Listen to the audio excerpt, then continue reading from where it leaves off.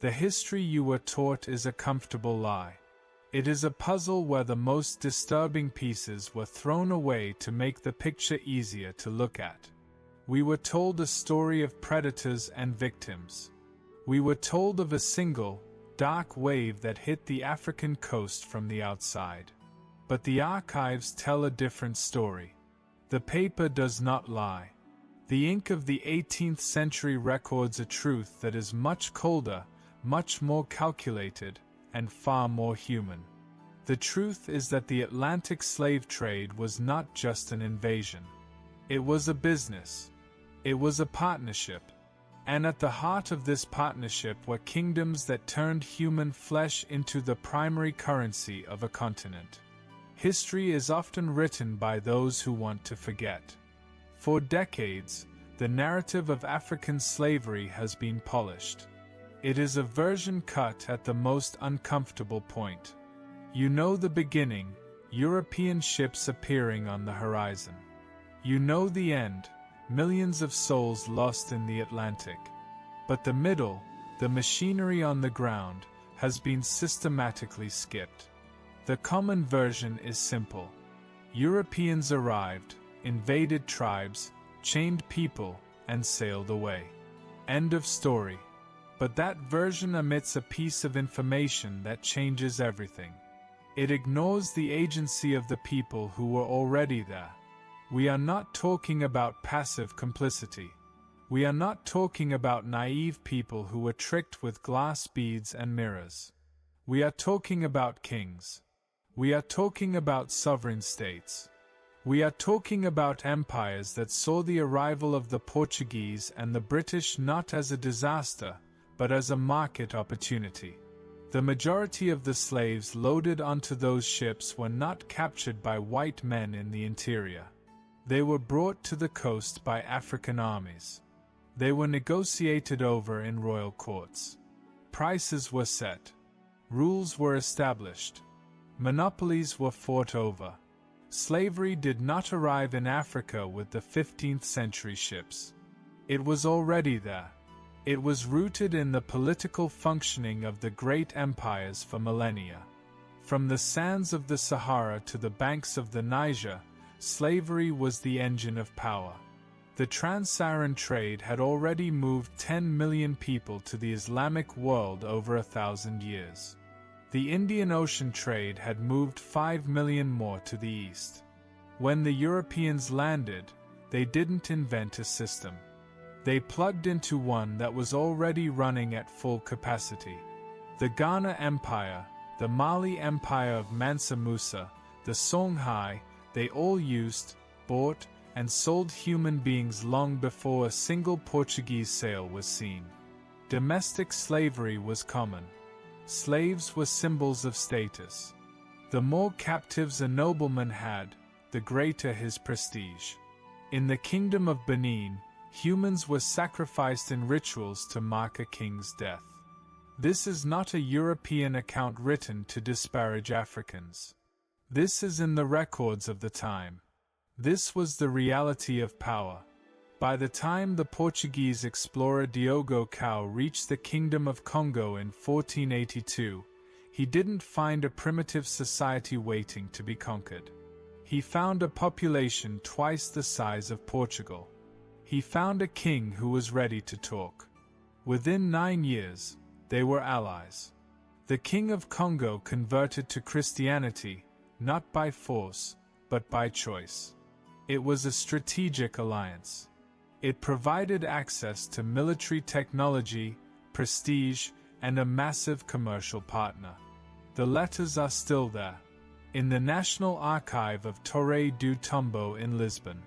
They document a relationship of mutual interest. They show kings writing to each other as brothers. And the commodity of that brotherhood was people. Stay with us till the end for valuable insights. Like, subscribe, and share to support the channel. In the early 18th century, a new power emerged in what is now modern-day Benin. It was called Dahomey. It was not a kingdom that simply participated in the slave trade. It was a kingdom that was built by the slave trade. Most states have an army. In Dahomey, the army had a state.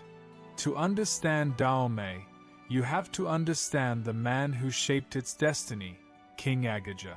He was a visionary of the dark arts of war and commerce. When Agaja ascended to the throne, Dahomey was a small, landlocked power. It was paying tribute to the Oyo Empire. It was restricted. It was hungry. Agaja realized that power in the 18th century came from the coast. The coast was where the fire weapons were. The coast was where the gold was. But more importantly, the coast was where the ships were.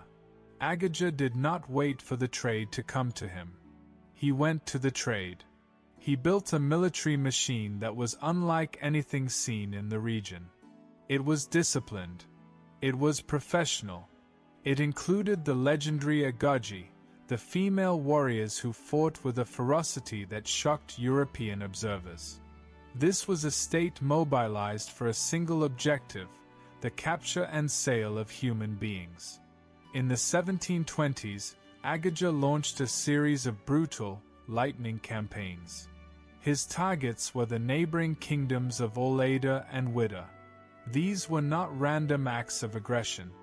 Olaida and Wida were the two largest slave trading hubs on the West African coast. They were the gateways.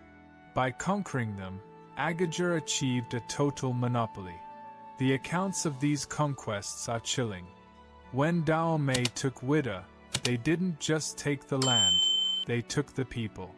Tens of thousands of captives were seized in a single stroke.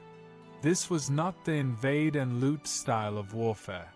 This was harvesting. The captives were sorted. The strongest were kept for the army or the royal plantations. The rest? The rest were marched to the beach. This was the birth of a slave superpower. Under Agaja, Dahomey's entire social fabric was re-engineered. The economy didn't produce crops for export, it produced prisoners. The political system didn't focus on diplomacy, it focused on expansion. Even the religion was tied to the trade. The annual customs of Dahomey involved the mass sacrifice of slaves to the royal ancestors. It was a display of absolute power. A king who can sell you is powerful. A king who can kill you for a ritual is a god. Historians often debate Agaja's true motives. Some suggest he wanted to end the trade by controlling it. But the numbers tell a different story. The archives tell a different story. Under his reign, the volume of human exports skyrocketed. He complained to Europeans when the prices were too low. He demanded better muskets to capture more people. We are looking at a state that functioned like a corporation. The product was human life. The infrastructure was the military. And the CEO was King Agaja. This was not a kingdom being exploited by the Atlantic system. This was a kingdom that was the engine of the Atlantic system. The logic was a closed loop. To stay powerful, Dahomey needed guns.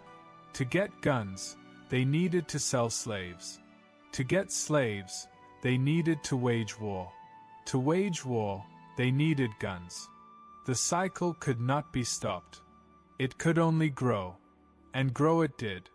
By the time Agaja's campaigns were over, Dahomey had become the primary supplier for the Portuguese, the British, and the French. The slave coast was now under one management. And that management was African. When you look at the letters filed in the archives of Lisbon and London, you don't see the language of conquest.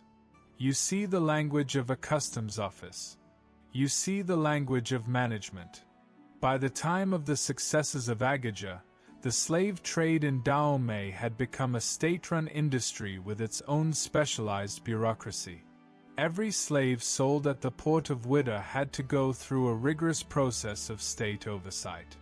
The king's officials, the Yovagan, were stationed at the coast. They were the intermediaries. No European captain could simply walk onto the beach and start buying people. If he tried, he would find himself in a dungeon or executed. There was a protocol. First, the European captain had to pay customs to the king. This was a mandatory tax for the right to trade. Then, the king's own slaves, the royal captives taken in the latest wars, were sold first. Only after the king's merchandise was cleared could the European merchants negotiate with the local nobles. This was a regulated market. The prices were not random, they were negotiated seasons in advance. One healthy male slave for a certain number of muskets. One woman for a specific weight of cowrie shells or rolls of Brazilian tobacco. If a European merchant complained about the quality of the pieces, the African officials would remind them that there were other ships waiting in line. In the 1750s, the King of Dahomey even sent ambassadors to Brazil and Portugal. These were not slaves being sent away, these were diplomats. They traveled in style. They carried messages from their monarch to the Portuguese crown. They were there to discuss trade terms, to ensure that the supply of gold and weapons remained steady, and to complain if the treatment of African merchants in the colonies was not up to standard. We are forced to look at a reality where the African monarch was the landlord, and the European merchant was the tenant. The forts built on the coast, like the Portuguese fort of São João Baptista de Ajuda, were held only at the king's pleasure. The moment a European power offended the King of Dahomey, he would cut off the food and water supply to the fort. He would block the paths from the interior. The mighty Europeans were often reduced to beggars, pleading with the king to reopen the trade so their ships wouldn't rot in the harbor. This bureaucracy extended to the very life of the enslaved. In the royal records of Dahomey, people were listed alongside barrels of gunpowder and bolts of cloth. There was no moral crisis. There was only a balance sheet. The state used the profit from these sales to fund the very army that would go out and capture the next shipment. The military was the largest department of the Dahomeyan state. It was an investment. You buy 1,000 muskets today so you can capture 2,000 people tomorrow. Half of those people are sold to pay for more muskets, the other half are kept to work the royal farms that feed the army. It was a perfect, self-sustaining machine of human consumption. The religious structure of the kingdom provided the final seal of approval.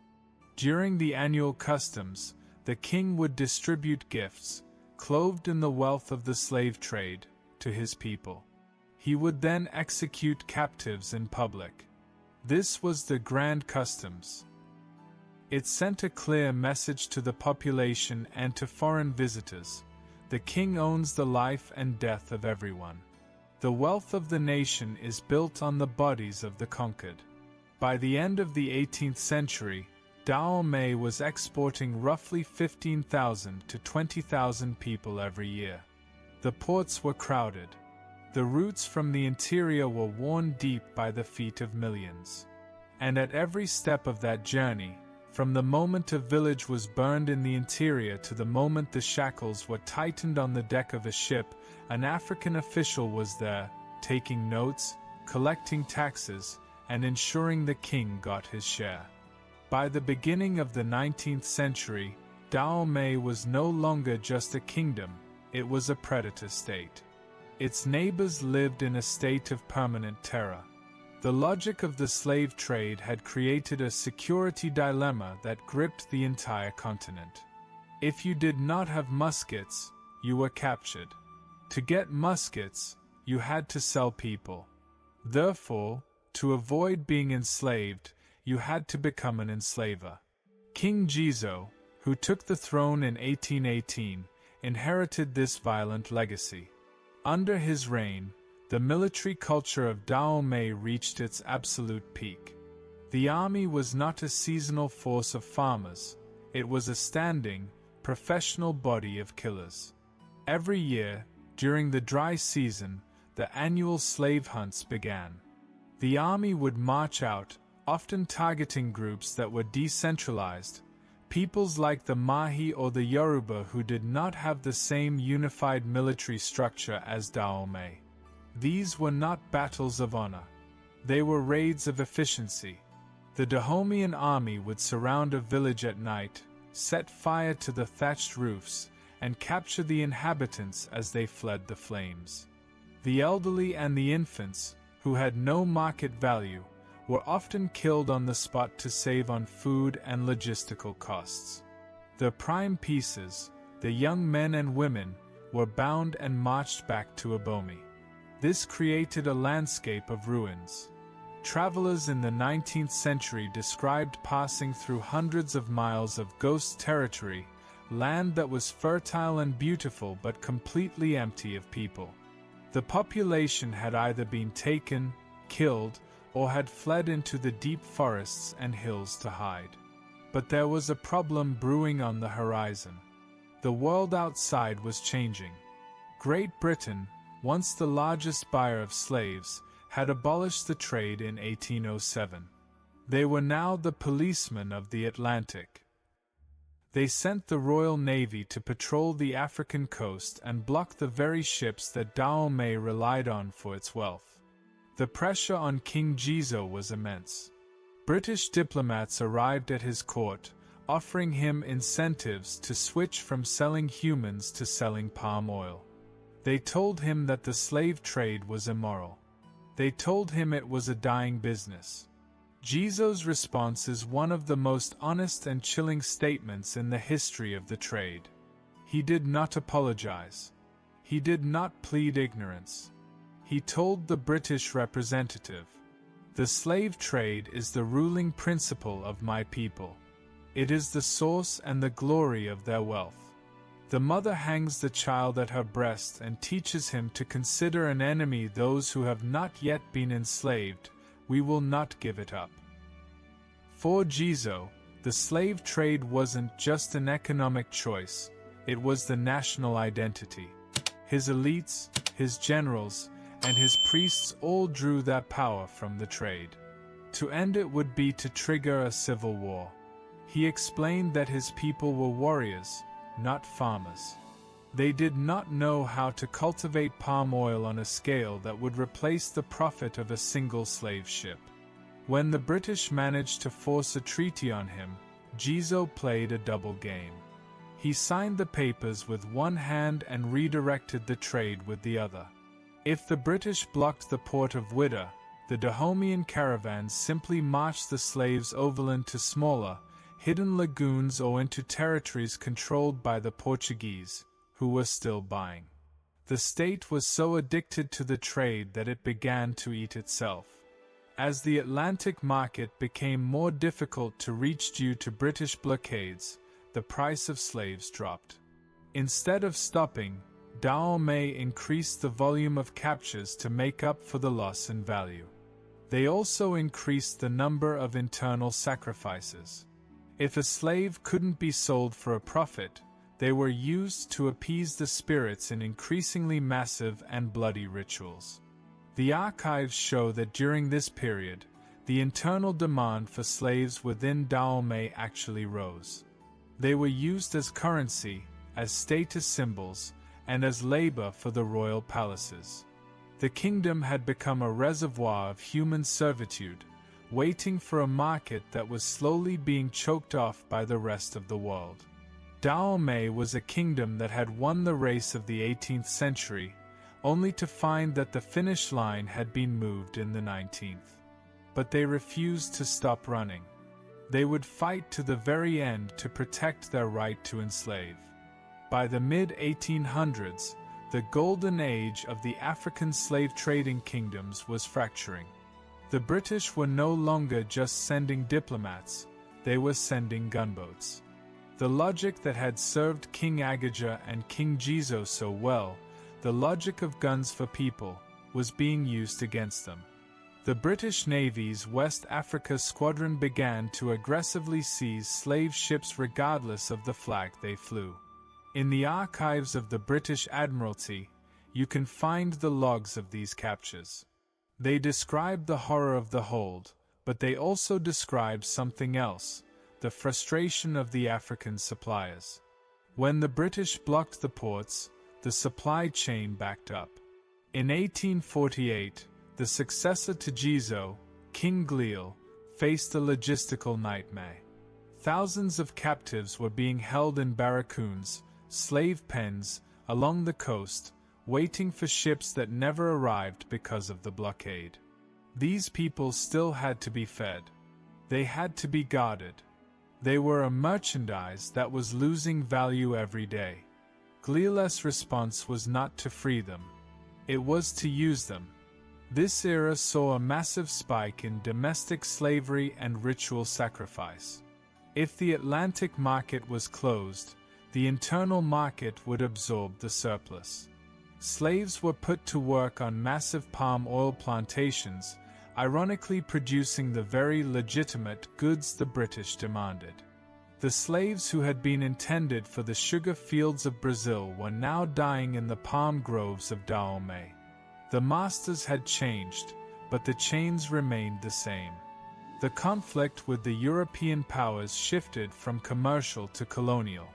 The British and the French were no longer just clients, they were becoming competitors. In the Gold Coast, the Ashanti Empire found itself in a series of brutal wars with Great Britain. The Ashanti were prolific slave owners and traders. Their wealth was built on the labor of the Donko, the enslaved people taken from the Northern Territories. When the British defeated the Ashanti in 1874, they forced a peace treaty that included a clause for the abolition of slavery. The Ashanti leadership was stunned. To them, this wasn't a humanitarian request, it was an economic assassination. They signed the treaty under the shadow of Gatling guns, but internally, the system persisted. They simply moved the trade into the shadows, into the deep forests, away from the eyes of the British residents. The French were even more direct. They looked at Dahomey, the state that had defied the British for decades, and saw a threat to their own expansion in West Africa. In 1889, King Bahanzin took the throne of Dahomey. He was the last great warrior king of the Agaja line. He refused to yield.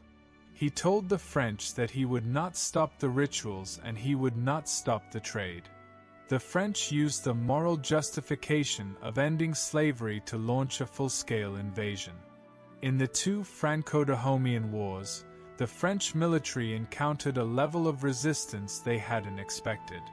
The Agoji, the female warriors, fought to the last woman to protect a state whose primary export was their own neighbors. In 1894, Abomey fell. The French soldiers found the royal palaces decorated with the skulls of thousands of victims.